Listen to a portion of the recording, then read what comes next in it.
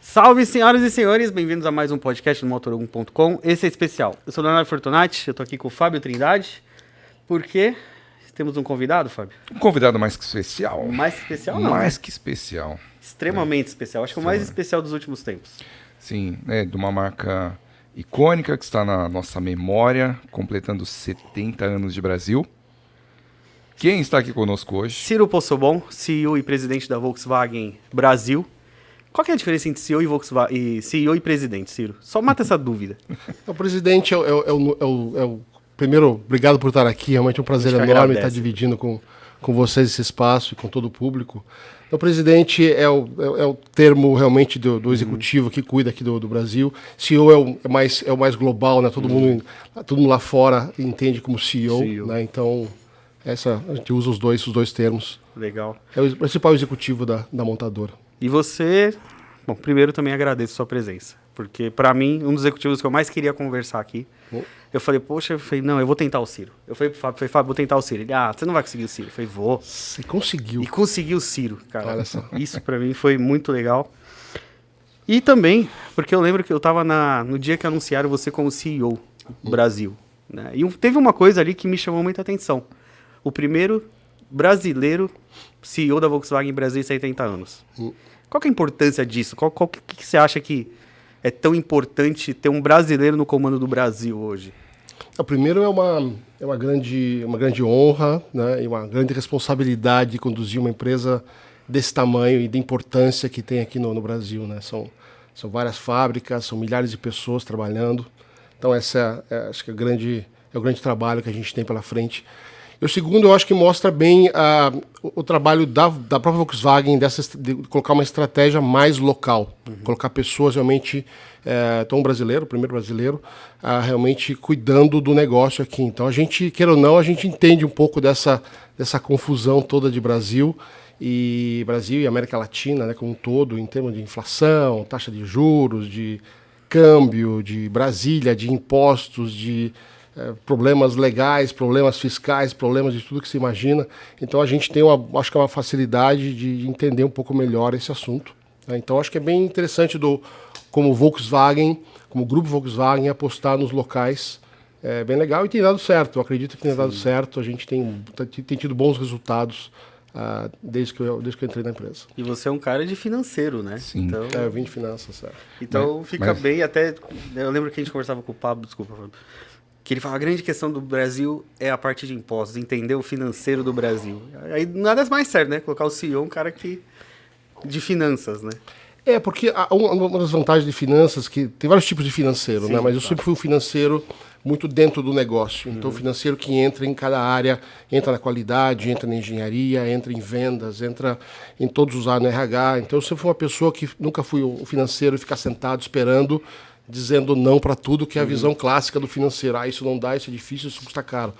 Nunca foi meu perfil foi muito mais ligado a business. Então, eu entrei, estou há 4 anos e meio na Volkswagen e participei desse turnaround, que a gente chama, da virada de resultados. Né? Hoje os resultados são bons, estamos indo para o 4º ano positivo de resultados. Então, é bem bonito de ver essa transformação da empresa, tanto financeira como cultural e também de produtos. Léo, acho que tem um ponto além aí, né? Ter um brasileiro no comando de uma empresa como a Volks consegue traduzir melhor o sentimento do brasileiro pelo carro, pela história, o legado também. Então, assim, a gente acompanhou vários executivos, a maioria alemães, né? No caso da Volks, que, assim, lógico, tem um plano traçado, a estratégia, produto, mas faltava aquele tempero ali que eu acho que a gente consegue ter falando com o concessionário, falando com o cliente, trazer esse legado que a gente viveu aqui, né? A gente fala de Kombi, a gente fala de Gol, fala de Fusca, né? Falando de IDs aí, que vão vir aí e tal. Então, assim, eu acho que tem esse tempero diferente, né? Que o brasileiro está no comando. Conversar, né, mais com todo mundo, né, de igual. Eu tenho uma postura muito de olhar todo mundo como igual, então tanto o meu cliente, os clientes, os concessionários, nos fornecedores, todos os parceiros, então, e a gente fala português. Então isso é legal, aproxima muito, né? Então um dos objetivos aqui dentro da empresa é realmente essa aproximação desse ecossistema todo que a Volkswagen participa e como a gente pode fazer melhor. Então, falando a nossa língua sempre ajuda um pouquinho mais, né? E veio muito né, você falou que você participou de toda essa renovação de portfólio, né? Nos últimos 4 anos, 4 anos e meio, né? E realmente, a gente estava até conversando aqui, antes de você chegar, por exemplo, o que aconteceu com o Polo. Agora, né? O Polo, ele teve uma missão muito complicada, substituir um nome extremamente forte no Brasil, que foi o Gol, e apontar agora como um dos líderes de venda. Né? Um carro ali que, acho que na história do Polo, poucas vezes ele apareceu ali, né, no top 1, 2, e agora brigando ali entre os mais vendidos, né? É o automóvel de passeio mais vendido do Brasil hoje. Então isso é importante. E não só isso, né? T-Cross, o SUV mais vendido. É o SUV mais vendido. Então temos vários sucessos na nossa gama, né? Realmente de sucessos comerciais. Né? Então essa renovação da linha é o que coloca... Quando a gente estava discutindo a renovação, a saída do Polo, do Gol, perdão, e como é que a gente substitui o Gol Altura, que o Gol é um clássico do Brasil, né? Como é que substitui um carro com tanta importância? E como é que a gente faz realmente para traduzir o Polo para esse cliente, né? Então a gente fez algumas adaptações do carro e fizemos o Polo Track agora, que está indo super bem, então as vendas estão aumentando cada dia mais. Mas não só o Polo Track, mas toda a linha do Polo. A gente fez o reposicionamento de preço dele e botamos bastante conteúdos. Então é um carro que tem muito mais qualidade, é uma nova plataforma. A gente renovou uma fábrica inteira, que é a nossa fábrica de Taubaté, para trazer realmente a plataforma MQB, que é o que tem de melhor hoje do grupo Volkswagen. Então, e colocar lá e trazer esse produto. Eu pessoalmente até tinha um pouco de reserva em relação ao Polo. Eu falei, será que realmente vai vender tudo que imaginava? E foi um sucesso total. A gente começou realmente a colocá-lo no mercado com mais força a partir de março, abril deste ano. E foi muito bem. No programa do governo, por exemplo, em julho, nós vendemos quase 16.500 carros. É um sucesso total e hoje é o carro mais vendido, o automóvel de passeio mais vendido do Brasil. A gente estava falando aqui antes, né, de começarmos, sobre essa estratégia. A gente da imprensa aqui, né, os jornalistas, acho que a maioria fez uma leitura diferente dessa chegada do Polo Track. O que a gente olhava? A gente olhava um Polo com menos equipamentos. Eu falei, o cara não vai deixar de comprar um Polo completo para comprar um Polo com menos equipamentos. Mas dono de Gol sabe o que tem na mão ali, né? Resistência, aquela robustez. E para ele, a sensação que eu tenho, conversando com o pessoal aqui que comprou também, aqui do condomínio, ele deu um salto gigante do que era o Gol para o Polo. Então, essa leitura a gente não tinha feito. Né? O dono de Gol dando um upgrade gigantesco para uma plataforma mais moderna, solda laser, né? 5 estrelas no Lightning Cap. Então, assim, é uma leitura que a gente falhou ali naquele começo, mas o resultado mostrou aí como vocês foram certeiros. O que a gente quer realmente é dar um produto melhor para o cliente. Então o Gol ficou no passado um carro muito mais corporativo para atender realmente tanto muita gente do agrobusiness, como o próprio atendimento nas cidades, etc. Usava-se muito o Gol.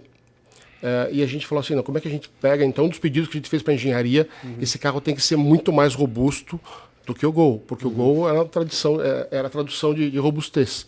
E a engenharia me promete que esse carro é muito mais robusto. Além de ser mais largo, ser muito mais confortável. Então, a gente tem parcerias com clientes, por exemplo, no agrobusiness, onde eles colocavam, por exemplo, o Gol no meio da lavoura. Para atender trator, etc. Porque é um carro leve, etc. É fácil de manobrar, tem pouca manutenção. Eu falei, coloca um Polo. E o cara bota um Polo, tá adorando o Polo. A vedação é muito melhor, então, sabe? Então, carro mais confortável, é muito mais confortável. Então, torque, potência, sabe? É outra qualidade de carro. Então, estamos bastante felizes com a performance do carro. Eu acho que, Ciro, até perguntei para você antes da gente começar. Temos agora uma questão do imposto dos importados. Sim. Né? Da eletrificação. Está saindo agora em janeiro. A Volkswagen é uma marca que lá fora é muito reconhecida pela eletrificação e aqui no Brasil também é uma marca que está investindo bastante. A gente sabe aí de alguns desenvolvimentos, né? que você pode falar desse movimento, desse imposto dos importados, e como é que vai ajudar a indústria nacional isso? Qual que é a importância? A Volkswagen foi uma das marcas que brigou bastante para ter para poder justamente justificar até um investimento, né? Se isso vai ajudar ou atrapalhar, como né? é que fica essa planos. questão hoje, pensando em futuro agora e futuro, vai? Vamos lá, a gente pode começar. O Brasil está em fase de transição. Sim. Num carro a combustão para esse carro elétrico que vai chegar um belo dia, talvez não nessa década, mas na próxima década talvez, vai chegar com um pouco mais de força. Né? Ainda é um pouco nichado, o mercado do elétrico, efetivamente, em termos de volume de vendas em relação ao tamanho da indústria, mas a gente está nessa transformação. Então como é que a gente faz essa transformação? Uma montadora nada mais é que é uma montadora, certo? A gente pega peças de vários fornecedores e faz realmente um carro. Né? Então como é que você faz essa transição, como é que você desenvolve toda a que a gente chama do supply chain, né, para poder realmente montar esse carro elétrico, para montar esse carro híbrido no futuro. Então você precisa dar um incentivo para essa indústria toda se desenvolver. Se você tem realmente hoje na indústria, você tem taxa zero, por exemplo, para trazer um carro importado, para trazer um carro híbrido, qual a motivação que tem uma montadora ou um fornecedor que estão aqui para poder realmente desenvolver essa tecnologia aqui dentro? Então, uma das alternativas que existem, é que o governo está sinalizando agora, a partir de começo de janeiro, é você levanta um pouco as barreiras. Então, as taxas hoje para importar são zero, então a partir do próximo ano já começa a subir para 12%, e vai subindo até 35% em 3 anos, essa é a escalada. Então, dá tempo para a indústria se ajustar.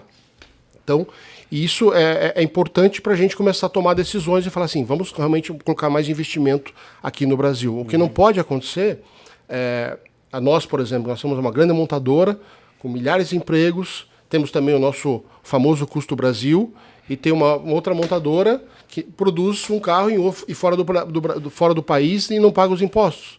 Então, eu acho muito importante que venham para cá as outras montadoras e produzam localmente e ajudem realmente o desenvolvimento da indústria como um todo. Então, estão vindo, por exemplo, BYD, estão vindo a Great Wall, então eles estão vindo para a produção. Então, isso desenvolve toda a indústria. Quando ele vai trazer, por exemplo, um fornecedor para fazer ou bateria ou qualquer motor elétrico, o que for, isso também beneficia toda a indústria. Então, a gente é muito favorável a esse tipo de atitude e isso desenvolve o país como um todo. Isso ajuda, por exemplo, em uma decisão com a matriz hoje? Por exemplo, você precisa de um investimento para uma produção de um híbrido aqui no Brasil. Você chegar para a matriz e falar, olha, tem um imposto de importação que é tanto. Se a gente produzir aqui, o custo é menor, né? Às vezes, né, a gente não vai pagar o imposto, né? É mais fácil de negociar com a matriz a partir do momento que tem uma barreira dessa? Sim, eu vou dizer assim, quando você faz uma análise econômica para você trazer um investimento, então vou pegar de um carro. Tá. Então se você pega hoje um carro, eu vou trazer um ID4 que vem da Alemanha, hoje eu pago zero. Né? Então tem um business case para fazer esse carro.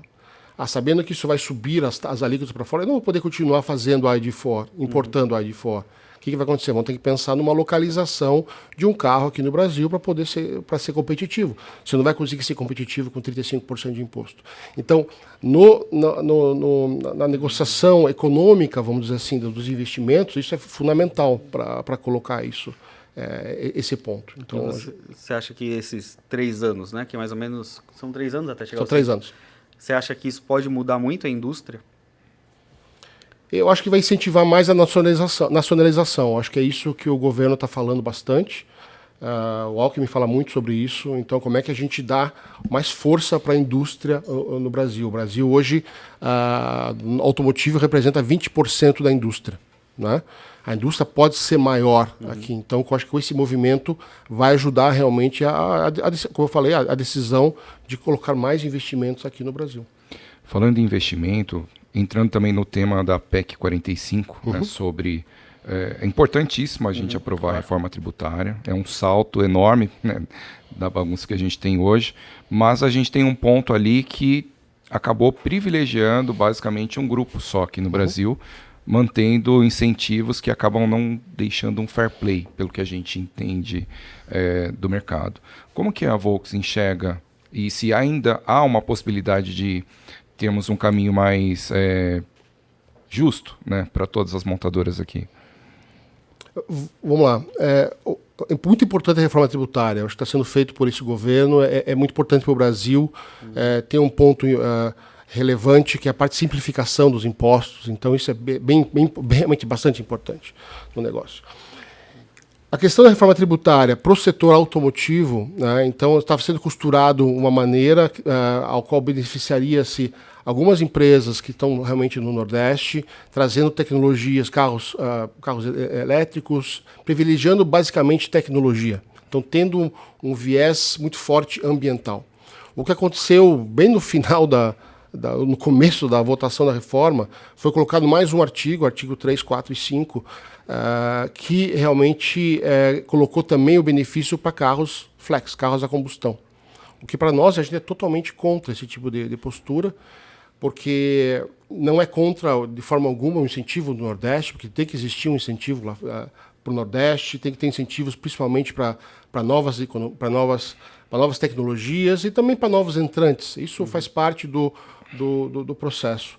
O que a gente é contra é você fazer uma renovação já pela 4ª vez do incentivo que é muito desproporcional ao que tem hoje a indústria. Então, hoje, há um problema de competitividade muito grande, de falta de competitividade muito grande que está gerando esse imposto. Então, a gente se posiciona de uma forma bastante contrária a isso.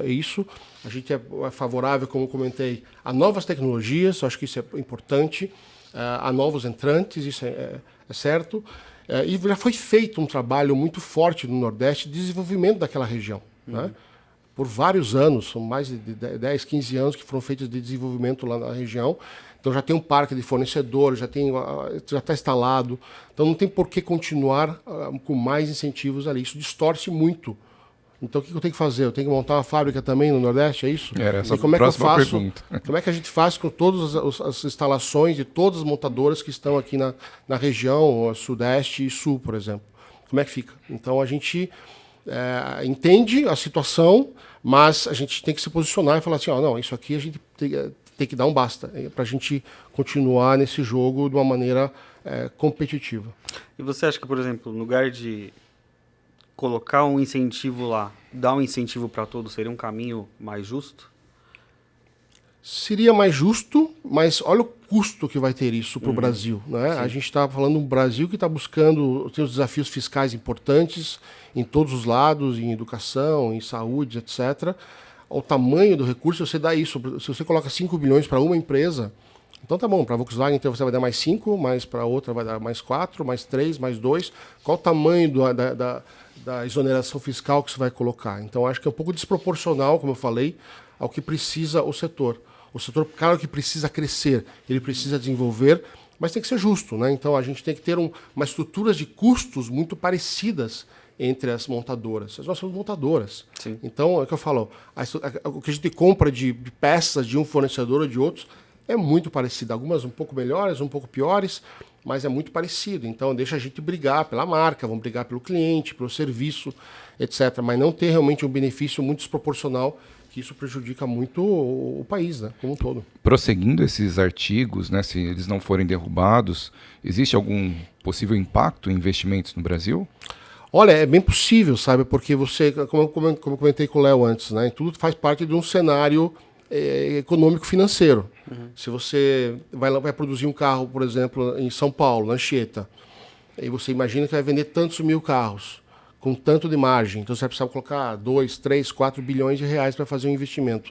Se você tem uma outra empresa com benefício maior, você vai vender muito menos. Vendendo muito menos, então você vai ter que investir também um pouco menos. Então essa equação, ela não ajuda, não fecha. Então se você pensar isso num longo prazo e para todo mundo, isso realmente pode ser bastante prejudicial para o negócio como um todo. É isso, é o que a gente tem ouvido também, né, da General Motors, da Toyota, que assinaram uma carta recentemente em conjunto com a Volks. Eu estava com o Fábio Rua, né, bem na votação, e essa mudança de última hora realmente pegou todo mundo de surpresa. Eu gosto muito, eu sempre falo dentro da empresa, eu gosto de fazer o que é certo. Né? O que é certo para o país, certo como eu, como brasileiro, o que é melhor para as pessoas e para o país. Sinceramente, não está certo do jeito que está tendo essa quarta renovação, beneficiando um grupo econômico em detrimento dos outros. Então, não vai funcionar. Então, isso vai prejudicar o setor como um todo. Então, por isso que a gente defende muito essa posição. E vamos ver agora no Congresso como é que vai ser feita essa negociação. Eu acho que eletrificação é um assunto, né? A Volkswagen trouxe o ID.4 e a ID. Buzz por assinatura, né?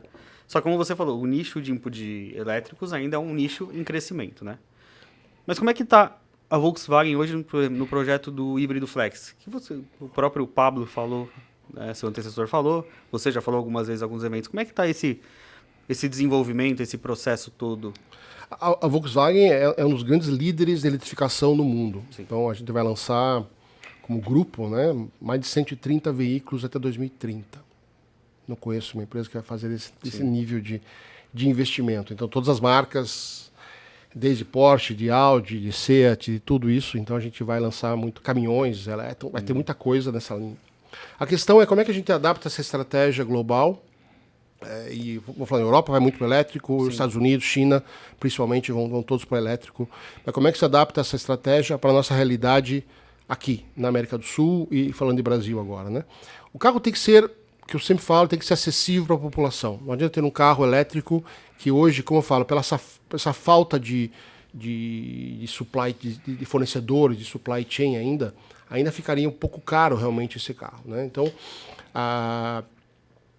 o ponto, como é que se desenvolve isso? Então, o que a gente acredita como Volkswagen a gente vai introduzir primeiramente os carros híbridos. A gente está desenvolvendo os carros híbridos, tem já realmente algumas oportunidades importantes de investimento agora sendo feitas. E a gente vai complementar com alguns carros elétricos. Então, nesse curto prazo, como temos lá, lançamos o ID.4, estamos lançando agora o ID. Buzz nos próximos dias. Então, a gente complementa a oferta e tem discussões de novos carros também elétricos um pouco mais para frente. Mas acho que a base do nosso negócio ainda continua, acho que carros a combustão, carros híbridos e ainda uma parte de carros elétricos. Então, a gente tem que dar a opção para todo tipo de cliente. Existe uma chance de produção de elétrico no Brasil? Existe, claro, eu não tenho dúvida. A gente vai estar trabalhando nisso. Mas talvez um pouquinho mais a médio e longo prazo, entendeu? Primeiro a gente vai ter o híbrido, um elétrico importado e aí sim uma... Exatamente.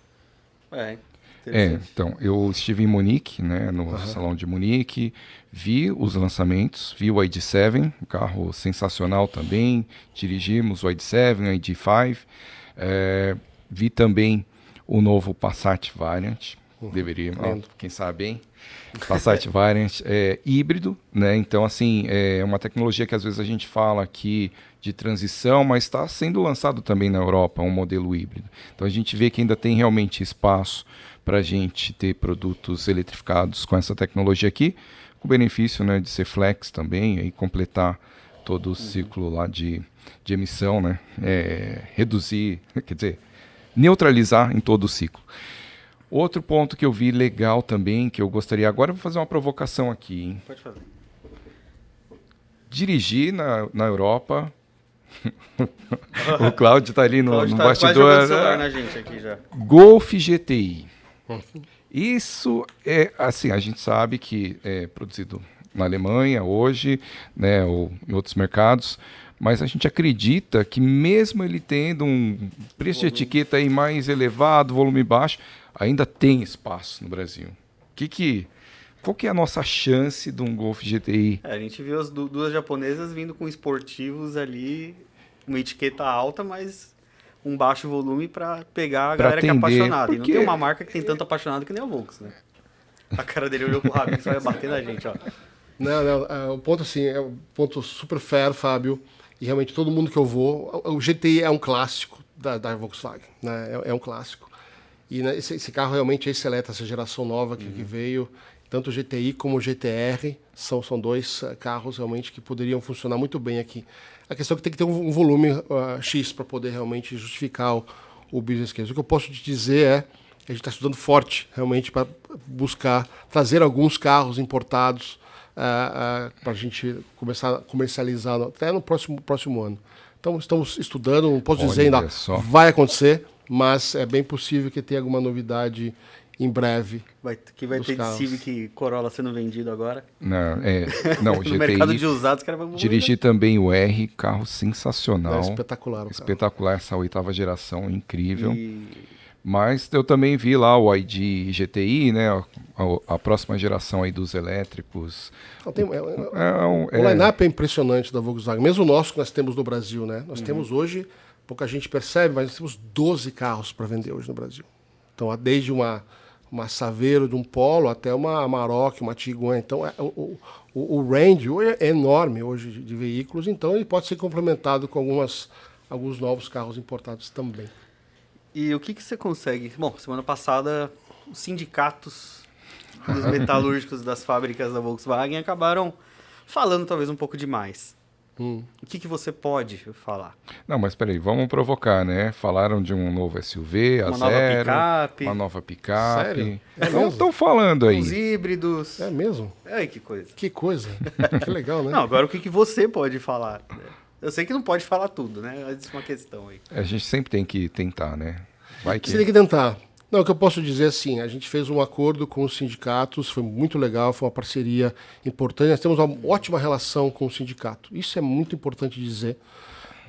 Muito proximidade em todas as linhas. Então, o que a gente gosta realmente, antes de fazer um grande anúncio de investimentos, a gente fazer uma negociação sindical. Então, nós tínhamos uma negociação que ia até um ano, a gente conseguiu alguns anos a mais naquilo, então trouxe benefício para os dois lados, porque eu falo, não dá para ganhar tudo na vida, então é importante você atrair os investimentos e também tem uma contrapartida, mas tem segurança de emprego, tem muita coisa que aconteceu ali dentro que ajudou muito. Então isso foi, a gente acabou essa votação na sexta-feira passada, então foi bem positivo. Então o que está ali dentro, que eu vou anunciar em breve, né, vai ter uma festa de abertura. Então, estamos falando de carros novos, estamos falando de plataformas novas, estamos falando de motores. Então, tem muita coisa acontecendo nessa linha. Não vou dizer quais são os carros, que tipo de carros. Estamos falando de carros híbridos, isso eu posso falar. Eu tenho anunciado já. Então, esse pacote de investimentos, a Volkswagen já está investindo mais de 7 bilhões de investimentos. Aí estão falando, os chineses estão vindo, etc. Estão X milhões, X... Cara, a gente botou 7 bilhões e vai anunciar mais alguns outros bilhões em cima. Então, é bastante importante e bastante relevante. Isso tá de olho na liderança de novo, né? Não é liderança. Liderança é consequência do trabalho bem feito, né, Léo? Então, não é isso que a gente busca. Efetivamente, não é liderança, mas eu acho que acredito realmente que nós temos, pela qualidade dos nossos carros, pela qualidade do serviço, pela qualidade da marca Volkswagen, que hoje no Brasil a gente pode estar maior, a gente estava em terceiro lugar há muitos anos no Brasil, hoje nós estamos em segundo lugar, e tem uma distância em relação à Fiat, mas o que eu falo, uma coisa que incomoda muito para a liderança é essa não isonomia fiscal. Isso atrapalha muito o nosso negócio. Porque, na verdade, até, colocando nomes, a Stellantis tem a parte no Nordeste, só que eles acabam puxando um pouco disso para Betim, né? Exatamente, ela compensa os impostos também em Minas Gerais. Então fica muito desleal comercialmente quando você vai brigar com o cliente. Do lado da Rússia tem uma loja da Fiat, uma loja da outro lado da Rússia tem uma loja da Volks. E aí o cliente muitas vezes decide por causa de R$500, R$1.000. Sim. E você tem um incentivo fiscal que é muitos milhares de reais acima do negócio. Então, isso é o que a gente briga. Então, a gente nunca vai buscar a liderança por ser liderança. Não é isso. A gente é uma consequência do trabalho bem feito e a gente tá crescendo. Todo mês estamos crescendo um pouquinho.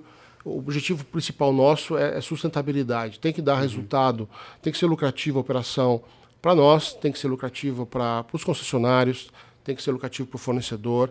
É isso que a gente faz. A gente não faz qualquer coisa por dinheiro. Não é esse o nosso perfil, não é o meu perfil. A gente quer fazer um negócio que seja sustentável para todo mundo. E, por exemplo, Volkswagen marca tradicional, né? O cliente, você não precisa nem falar em Volkswagen. Qual que é a visão, por exemplo, hoje você CEO de uma marca tradicional? Como é que você vê a chegada, por exemplo, das chinesas? BYD, Great Wall, chegando com impacto? Porque muito que às vezes a gente publica alguma coisa de sei lá, vamos falar de um carro da Volks, da Fiat, da Ford, e o cara, mas nesse preço eu compro um Great Wall, eu compro um BYD. Qual que é a visão hoje? O que você percebe? Os chineses podem ser uma forma de provocar a indústria para ela se mexer? Ou ela entrou no jogo e vai entrar nesse jogo de uma forma como todas as outras? Não, a competição sempre provoca, né? Então a gente faz acordar mais cedo e faz trabalhar mais duro. Então eles estão vindo realmente para cá. Claro, todo novo entrante em qualquer negócio que você fizer, no teu negócio, se tiver um novo entrante, ele vai ter algumas facilidades e algumas dificuldades também.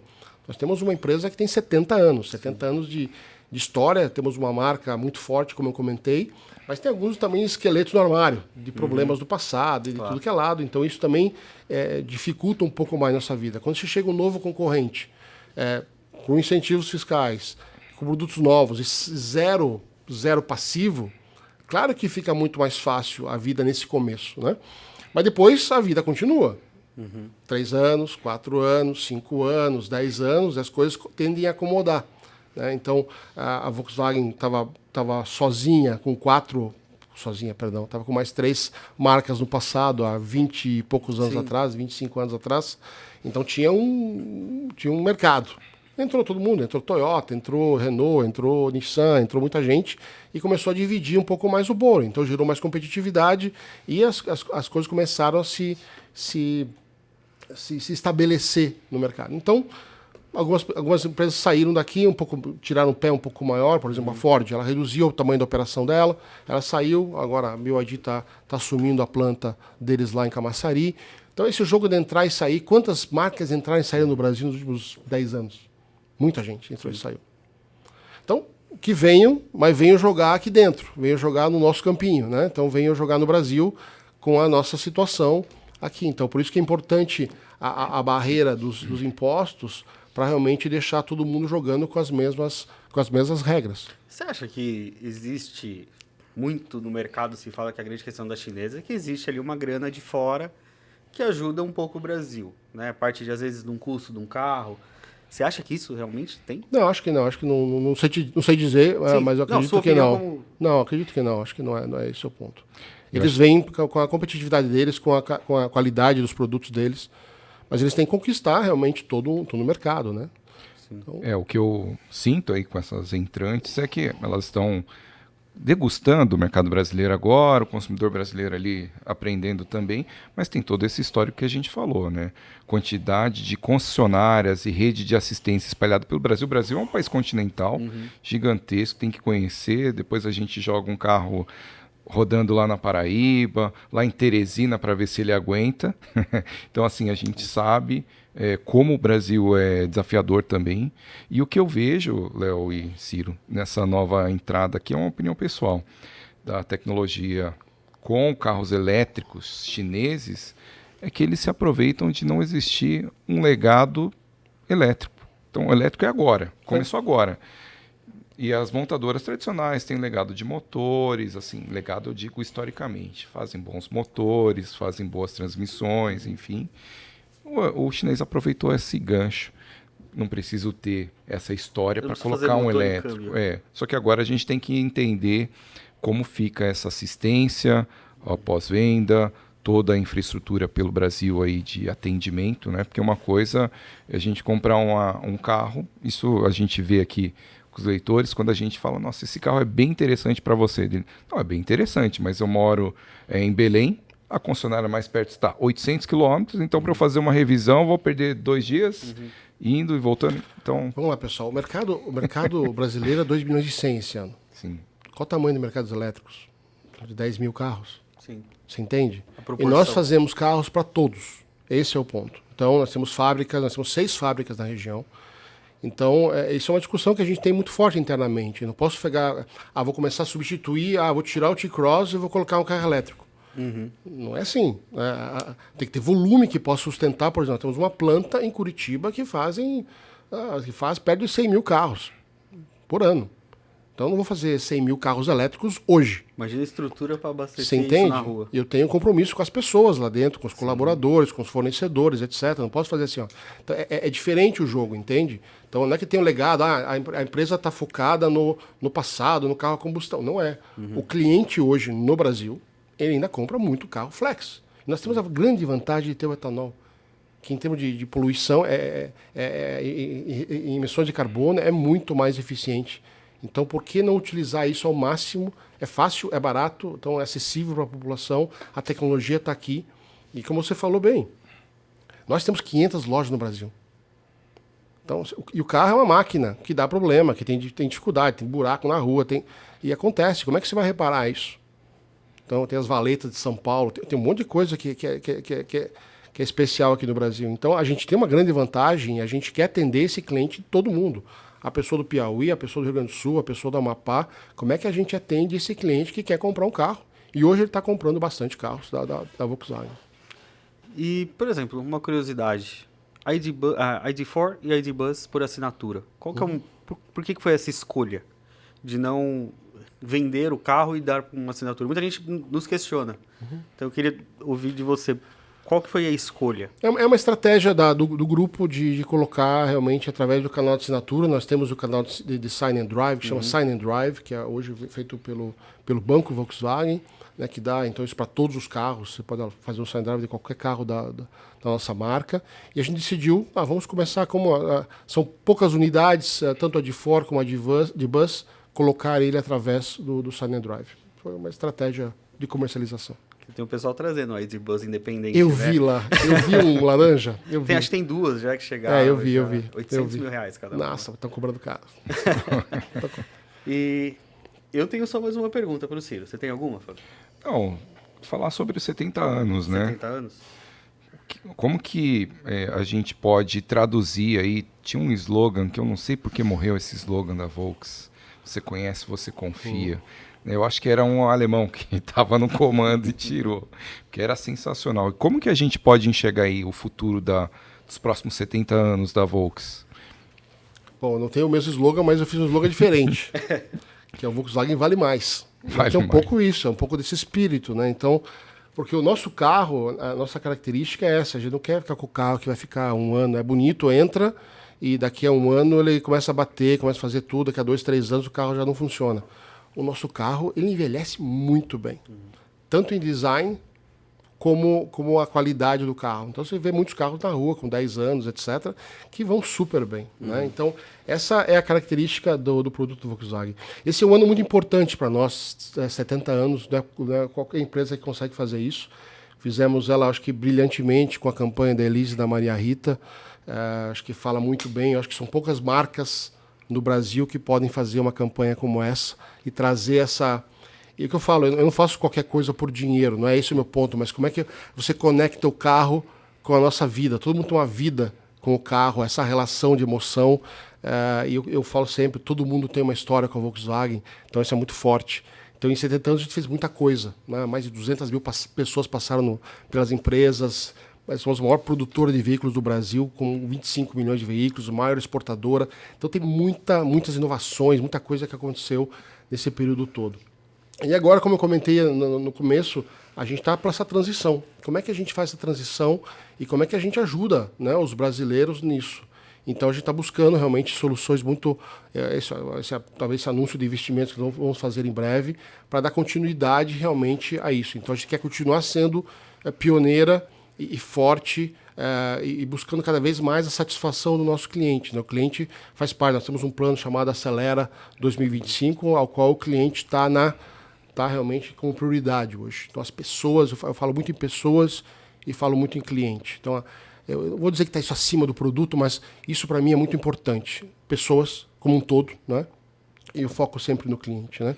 Então a gente está preparando os próximos 70 anos. Então eu acho que o meu legado é esse. Então, como brasileiro, como é que a gente prepara a empresa para essa nova era dos híbridos, dos elétricos e cuidar dela para realmente ter uma boa história para contar lá na frente. Essa campanha aí foi espetacular, né? 2 bilhões de views, a campanha com o maior engajamento da história do Brasil. É espetacular. Espetacular. Porque não fala só É muito fácil fazer uma propaganda, Fábio, chegar assim, ó, a T-Cross 24 vezes sem juros, etc. Agora, fazer uma campanha ao qual você toca em vocês, ó, no emocional, e todo mundo tem uma história com o seu pai, com o seu amigo, com a sua namorada, com o seu marido. É muito bonito de fazer. Então, e a gente viu a repercussão de toda disso aqui, foi muito emocionante. Assim. Eu estava lá no Ibirapuera. Não, foi muito emocionante, porque a gente passou, quando eu estava lá, né, a gente fez uma festa muito grande no Ibirapuera, e a gente para fechar o evento, eu chamei o vídeo. Ninguém conhecia, passei o vídeo. Então, quando acabou o primeiro vídeo, ela entrou e ela cantou ao vivo a música. Então é impressionante, daí veio abaixo todo mundo. Essa é a diferença do brasileiro. Porque pega um alemão no meu lugar, vai lá aquela propaganda e fala assim, que história é essa, Ciro? Que ninguém vai entender nada. Quem tá entendendo? Ninguém vai entender quem é Elis Regina. Botar ali, ninguém entendeu. O que não. Um brasileiro já entende. Quando você vê a primeira ideia, eu falo assim, caramba, isso aqui é sensacional. Vamos fazer. Né? Então, depois que ela canta, eu subo no palco e eu chamo a propaganda de novo. Daí ela se emociona muito com a propaganda, fico com ela, eu e ela no palco, o que a gente faz? Então foi muito legal esse final. E a gente fez uma vez só televisão.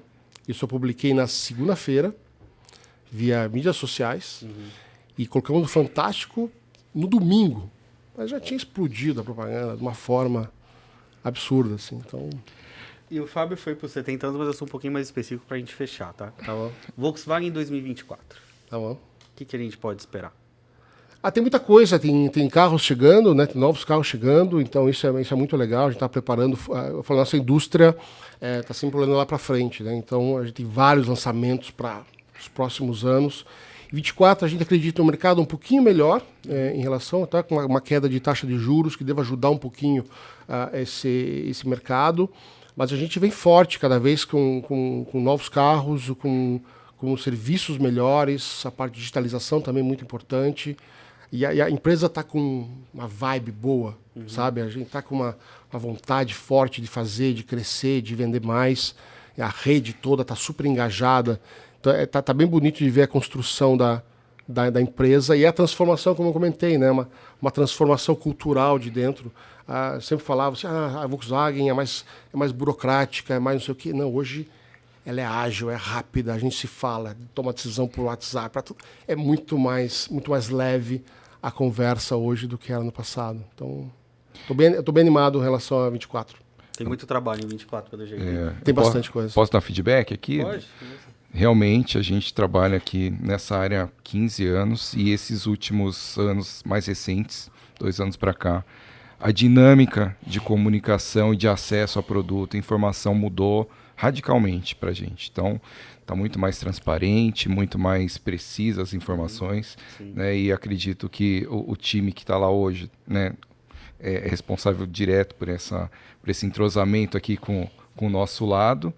E agora, né, para concluir, você falou de 2024, vou resgatar um ponto que para mim ficou martelando na cabeça desde da apresentação lá da Maria Rita, que o novo sempre vem, né? O novo ele sempre vem ou por força da montadora ou pelo mercado exigindo. Eu acho que vocês estão ali, né, tentando aí sincronizar isso.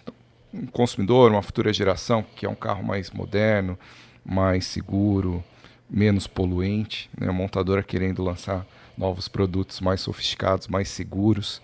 Então tá bem bacana de ver. Vamos torcer, né, para esse investimento ser aprovado, a gente ter mais produtos aí interessantes para testar. Ciro, agradeço. Muito obrigado. De coração, acho que era um nome que eu lembro que eu falei pro Fábio. Eu falei, vou trazer o Ciro. Foi muito legal. Foi muito bacana. Bom. Agradeço Ravix, que proporcionou isso, toda a equipe de comunicação, a Karina, o Rafa, todo mundo que Dona Silene. ajudou, Dona Silene, ajudou muito pra gente ter esse momento. Mas tem que ousar, né? As pessoas às vezes têm muito medo de fazer. Sim. E eu gosto muito do verbo ousar, de falar, ousar, né? Então, ouse. Por que não? Né? Vou tentar. Como é que a gente faz para conseguir?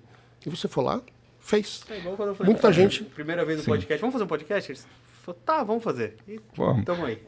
Eu acho que assim, a maioria dos executivos tem medo de vir aqui por escapar alguma coisa, mas o media training deles não é difícil. A gente não consegue furar essa barreira aí, mas conseguimos informações importantes, esportivo, um futuro anúncio de investimento aí, nova linha. É isso, gente. Muito obrigado, Muita coisa Ciro. boa para a Volkswagen ainda, para ajudar os brasileiros. Então, a gente está muito focado nisso, tem muito trabalho duro e sempre com respeito, né? Então, com o nosso cliente. Então, entregando o carro com qualidade, com segurança, com alta tecnologia. Então, é isso que a gente quer. Isso aí. É isso. Certo, Fábio? Certo. Tem mais coisas, mas pelo tempo, né? O tempo do cara é muito valioso, gente. Sim, sim. Tá louco. Boa. Bom, muito obrigado. Pessoal, muito obrigado. Valeu. Obrigado, Ciro. Valeu. Pessoal, a gente se vê Obrigado. numa próxima. Valeu. Tchau, Até tchau. lá.